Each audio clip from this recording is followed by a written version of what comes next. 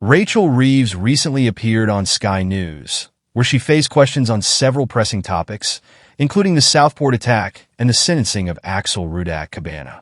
This tragic case has dominated headlines, leaving the British public with unanswered questions.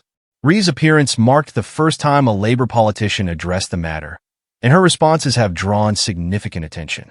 The Southport attack has highlighted major concerns about public safety and the effectiveness of the government's PREVENT program, which aims to counter terrorism. The program has come under fire, with the Chancellor himself suggesting it needs a complete overhaul, including rethinking what is classified as terror. This is especially relevant in Cabana's case, where the killer showed no clear ideological motivation, raising questions about potential failures in the system. In her interview, Reeves acknowledged these concerns but stopped short of offering specific solutions. As the nation looks to Labour for answers, many are left wondering if her words reflect genuine commitment to reform or simply political posturing. In today's video, we'll break down Reeves' comments, discuss what they mean for public safety, and examine whether Labour is prepared to take meaningful action. Let's dive into this clip and see if Reeves provides the leadership the country so desperately needs. I mean, it's appalling what happened in Southport and the evil, cowardly acts of that man.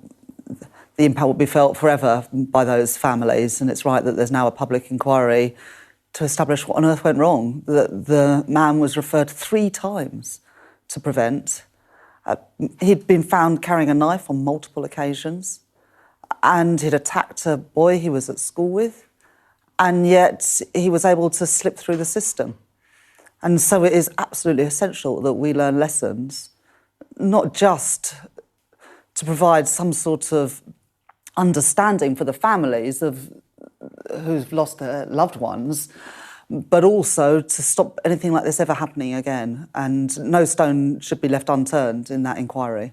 So I think it's really important that when a government speaks, when ministers speak about something before there's been a trial, that people are very careful about the words that they use, because if a government of any colour did anything to prejudice a trial, then that minister would never be forgiven. And so ministers do have to use words with caution. I think part of what this public inquiry needs to establish is when PREVENT look at things, what they regard as terror, because my understanding of this case is because they didn't think that the killer had an ideology, that therefore he wasn't at risk in the same way that somebody who might have an ideological motive might.